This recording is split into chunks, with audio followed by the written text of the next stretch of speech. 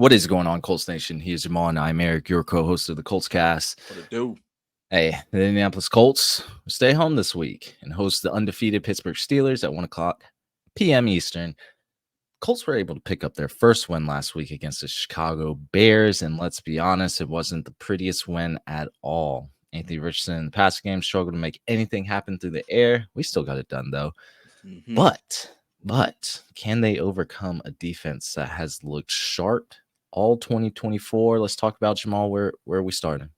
Hey, y'all know the drill. Go ahead and hit that like and subscribe button. Let us know you're here. Colts fan, hit that like button if you want to see us get this dub against the Steelers. You know they're going to be in here deep. Their fans going to be in the comments. They're going to be in the mentions.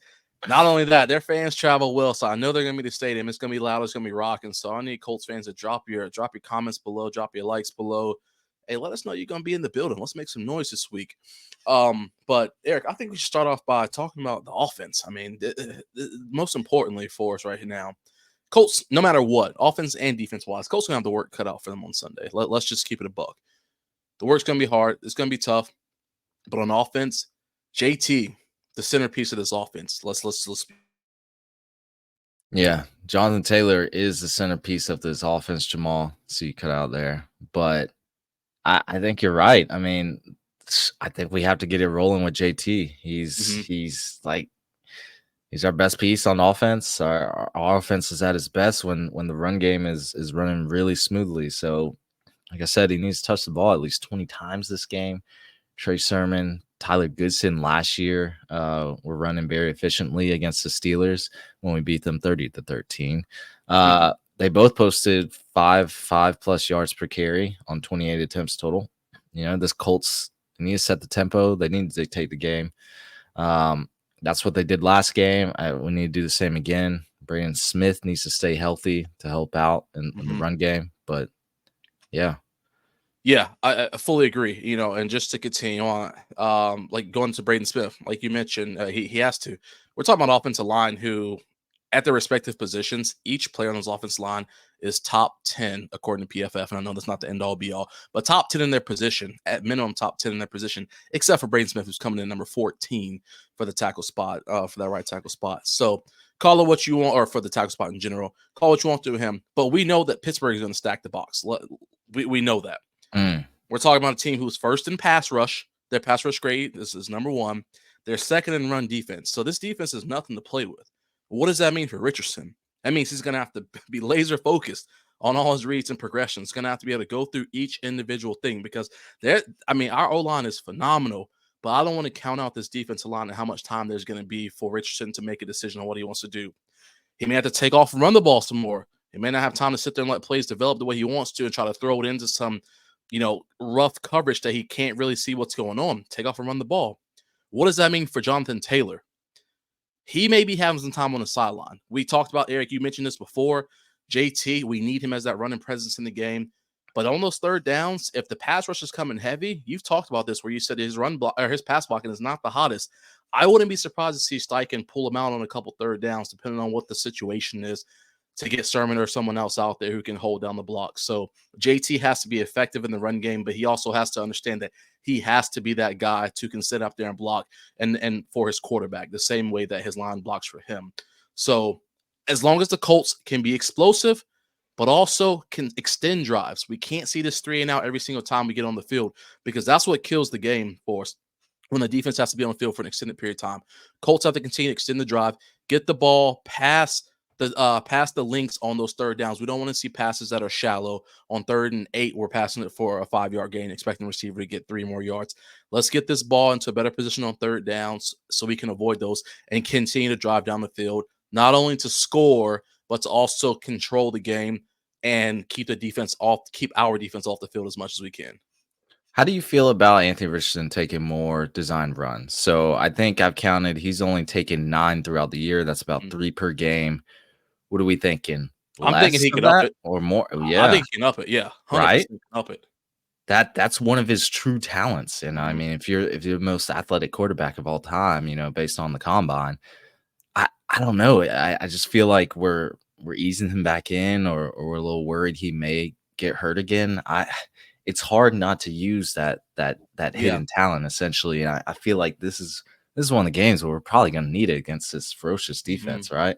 Yeah, because like let's talk about the Steelers. I mean, they're 3-0 with Justin Fields starting all 3 games. That's wild. That's Yeah. wild. I mean, he got shipped off from Chicago for what, a A sixth bag round of pick? potato chips, yeah. Yeah, bag of potato chips. Crazy, man. And now he's undefeated after technically losing the starting spot from Russell Wilson. It's just wild stuff, man. NFL is crazy. Like Sam Darnold's resurgence in Minnesota, Andy Dalton lining up. Like the Panthers had their best offense historically as a franchise. I won't say best, but it was like second or third or something. It's just wild stuff right now. That's why NFL is so awesome. But back to Justin Fields, like he's such a different quarterback in this offense. He's essentially been converted into a game manager under Arthur Smith.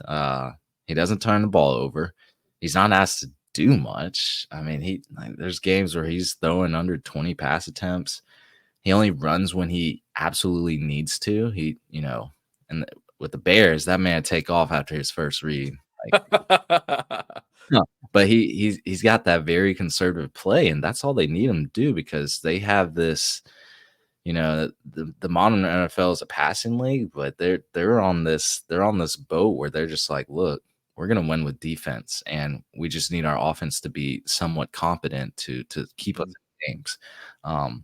So I don't know. We're gonna have to do a lot against them because I I, I think our defense can shut down that offense. But what is our offense gonna do against that defense? Mhm. It's gonna be a pretty ugly game, but I'm I'm a little worried. This is one of the worrisome games because Anthony Richardson as a passer, I just think he has to become more consistent going forward. I mean, and this is gonna be one of his hardest tests yet. And like I I'm a little worried. They've only allowed 26 points per game, or I'm sorry, across 3 games, not per game. 26 points across 3 games. So it's actually what, less than 10 points a game. They also like to force a lot of turnovers where Richardson has struggled in the last 2 weeks. It just looks like a bad matchup, right? Yeah, it does. And going back to Justin Fields, I mean, he hasn't, like you mentioned, he's kind of being that game manager. He hasn't even had the opportunity or really the need to unleash the running ability. And I feel like, unfortunately, this could be an opportunity for him to showcase some of those things, especially if he sees that there's an open presence. I mean, if his guys they're getting not even so much locked down, but if there's coverage, decent coverage on his receivers, and he sees that there's no one kind of in the middle of the field, I could easily see him taking off. So we're going to have to be spying him because the last thing I want to see is Fields out there running for 50, 60, 70 yards on us. And again, our cornerbacks, they're gonna have a long day. I mean, Jalen Jones, we saw last week, great hands with those 2 interceptions. And I'll take those turnovers all day long because we need Yep. them, but we also need to not give up as many yards because again, those turnovers obviously were the game changers for us. However, we can't bank on that. We can bank on is a cornerback being able to shut down their guy when they need to. We can't bank on turnovers always, fall into your hands the way they did for Jones last week. So Yeah, it Caleb threw for what, over 300? 362 or something crazy like that. Yeah. Yeah, Yeah. I think we're gonna see a lot more of that Hmm. from opposing quarterbacks Hmm. come this year. We don't really we know Gus Bradley. He likes Yeah. you ain't pressing that man. Yo, give him 10 yards, yo.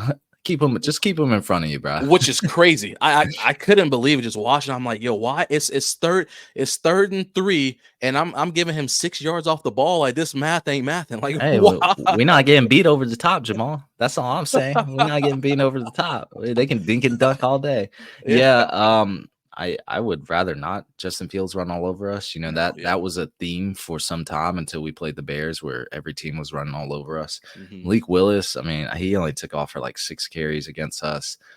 So it'll be interesting. But if we spy them with, like Zaire or something, we're always kind of losing somebody Yeah. kind of in coverage when they're following man to man or something like that. So it is a trade-off there, Yeah. but Absolutely.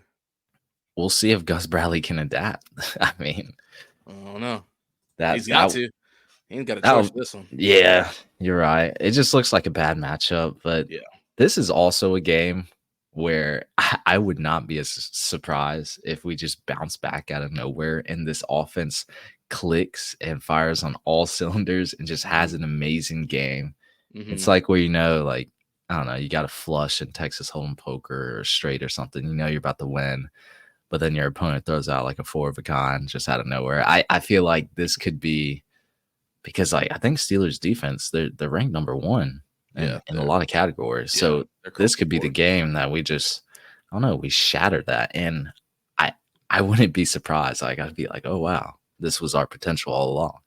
Um, I know Taekwon Lewis, Kwity Paye, and Kenny Moore could be potentially out this game. They did not practice as of Thursday. I think Braden Smith got a practice in though, so a little worrisome there. Already struggling on the defensive line. I really need him. Kenny Moore too. Kenny Moore's been great. I know there's been a lot of discourse about Kenny Moore this season. I think he's been playing well. He's our best open field tackler. Well, one of our best. Yeah, Nick Cross is up there. Yeah. Yeah. So I don't want to lose. One of the best slot corners in the league. Um, I think we just need everything to beat a team that's carrying all this momentum on the road against us and Lucas Oil. We need it. We need this one. Absolutely, and we know they didn't forget about last year, so that's hanging on something too. So Yeah. they're coming ready to play no matter what. Oh yeah. And again, I mean, I know lines, call it what you want to, but when I saw 1.5, for us, I said, okay, I'll take that. So It's respectable. maybe something. They have a little more faith in us than some of the Colts Nation does. But I definitely think, like you said, Eric, everything has to be clicking, has to be firing all cylinders, and if it is, there's a golden opportunity to come out of this thing just like a unbelievable team. So we'll have to see how Right. it goes. We'll have to see. Right. Like last year, the Browns game, Browns had one of the best defenses in the league, right? What did we do? That was a high scoring game. Like Yeah, it was. everybody put up 30 apiece. The refs had the Browns in their parlay, so the Browns ended up winning. Even the Steelers. I mean, Steelers had a pretty good defense last year. We put up 30 on them. So it's week 4. We've only seen, 3 NFL games. I just think that this could be one of the games where Shane Steichen can get these boys right and something starts clicking. Hopefully. Yeah, hopefully. That's all I got. That's it for me too. Colts Hey, get the dub. Colts get if they do, I think it's going to be a low scoring affair. I agree with that. Every time I do a prediction, we lose. I'm not going to do that. So that's going to be it for us, everyone. Thank you for listening to the Colts Cast. We're live on Apple Podcasts, Spotify, YouTube, or any platform you use to listen to podcasts. And we'll be back next time to give you some more Indianapolis Colts content. Y'all take care.